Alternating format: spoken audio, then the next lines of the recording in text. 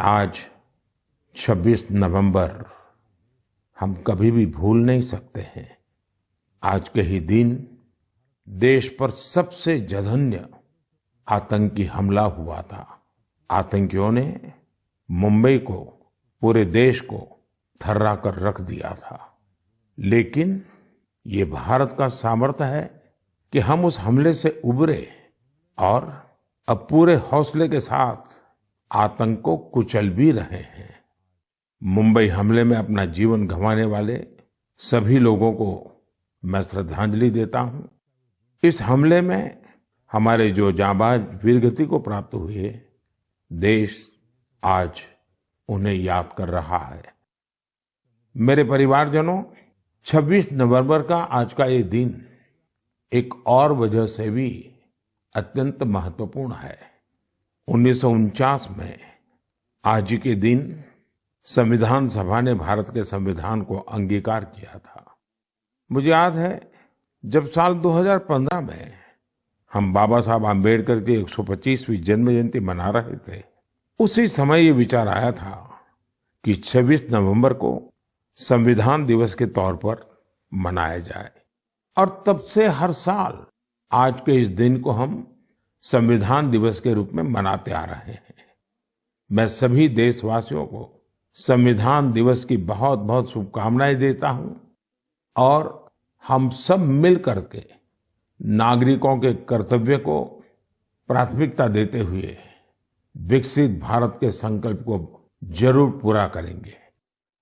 साथियों, हम सभी जानते हैं कि संविधान के निर्माण में 2 वर्ष 11 महीने 18 दिन का समय लगा था। श्री सच्चिदानंद सिन्हा जी संविधान सभा के सबसे बुजुर्ग सदस्य थे। 60 से ज्यादा देशों के संविधान का अध्ययन और लंबी चर्चा के बाद हमारे संविधान का ड्राफ्ट तैयार हुआ था। ड्राफ्ट तैयार होने के बाद उसे अंतिम रूप देने से पहले उसमें 2000 से अधिक संशोधन फिर किए गए थे। 1950 में संविधान लागू होने के बाद भी अब तक कुल 106 बार संविधान संशोधन किया जा चुका है। समय, परिस्थिति, देश की आवश्यकता को देखते हुए अलग अलग सरकारों ने अलग अलग समय पर संशोधन किए। लेकिन ये भी दुर्भाग्य रहा कि संविधान का पहला संशोधन फ्रीडम ऑफ स्पीच और फ्रीडम ऑफ एक्सप्रेशन के अधिकारों में कटौती करने के लिए हुआ था। वहीं संविधान के 44वें संशोधन के माध्यम से इमरजेंसी के दौरान की गई गलतियों को सुधारा गया था।